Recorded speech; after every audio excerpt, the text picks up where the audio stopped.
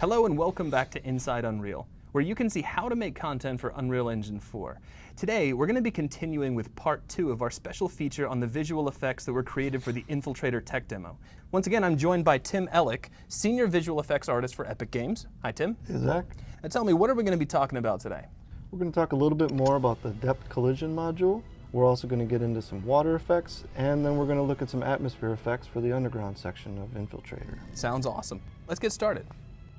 So to help illustrate this, I set up a custom scene here with the two particle effects that are exactly the same.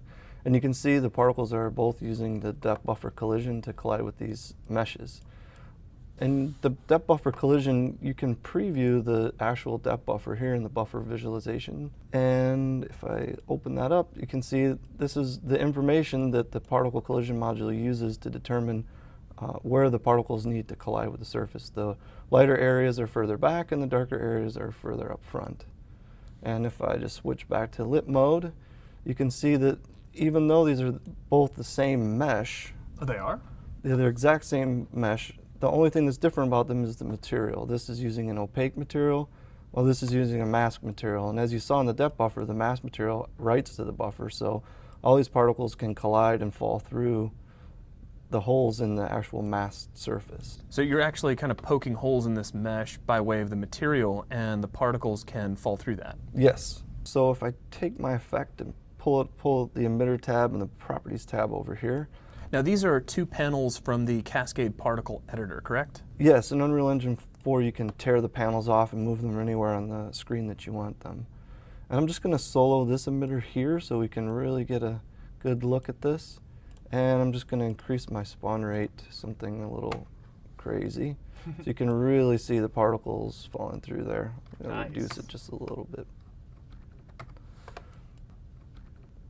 So when we get into the actual collision module, there's several different options, and you can mouse over any of these to get a quick description of what it does.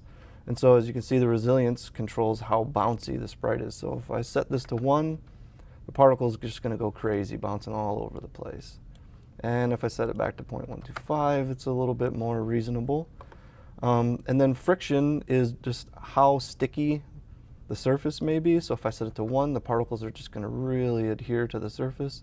And if I set it back to 0.25, they'll slide around a little more. If I set it to 0, they'll just slide all over the place.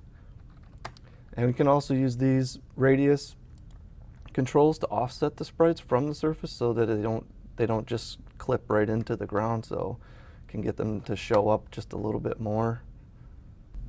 So it's kind of like offsetting the collision surface? Yes. And then we have the response method, which determines how the particles are going to behave once they collide.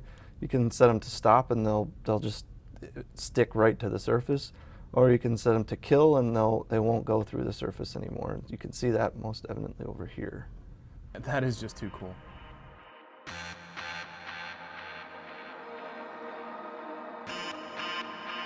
Typically, water is one of the more challenging effects to create, and what I try to do when I first get started is break the water down into what I consider to be the ideal forms. And in order to do that, I take a look at a lot of different reference. Sometimes I look at photography, but I also like to look at 2D animation like old Disney films, as well as the book Elemental Magic by Joseph Gillen, which I recommend to any effects artist. And you can see here that I've broken all of this down into like the 6 parts that I felt like I needed to achieve this particular effect. It's just sort of like a larger splash, and then another bit of water that just sort of lifts off the surface, then the radiating ripples, as well as some different droplet shapes which I can use on sprites, and then this drop which I can use with a mesh emitter. And once I get all those things together, I pull all that into Cascade, and you can see here's the final effect. And I can use the dynamic parameter and different material controls within Cascade to manipulate the behavior of the material in time with the animation which I control on the mesh level. Can we see that in wireframe? Sure. Oh yeah, that's really cool. You can see here each one of these is 3-dimensional, so if I rotate it around from different angles, you can get a different view of it. And we can even use it in different ways. Like this particular mesh, you could see looks more like if someone was to step in a big deep puddle and it would lift up and splash out. But in order to reuse and save on memory, I actually just scale the mesh a little bit different and animate it differently here so that I can save on asset space. Now, where do you see this effect in Infiltrator?